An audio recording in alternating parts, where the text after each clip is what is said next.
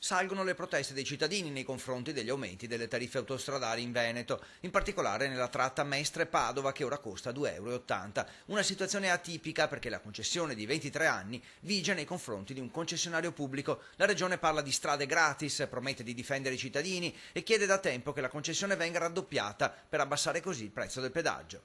Intanto da Roma il senatore veneto Antonio De Poli chiede alla regione di smetterla di urlare contro il governo centralista e di vestire i panni del Veneto che pensa ai veneti e accoglie l'allarme lanciato dall'Unione Provinciale Artigiani di Padova perché non vengano scaricati su pendolari, lavoratori e autotrasportatori del nord-est gli equilibri finanziari delle società autostradali. De Poli e il vicepresidente del gruppo del PD alla Camera, Andrea Martella, hanno presentato un'interrogazione al ministro delle infrastrutture, Maurizio Lupi, sulla vicenda legata ai rincari delle tariffe autostradali. Lupi ha proposto abbonamenti scontati per evitare che i rincari portino l'utenza a riversarsi sulle strade non a pagamento, intasando il traffico a discapito della vivibilità dei centri urbani.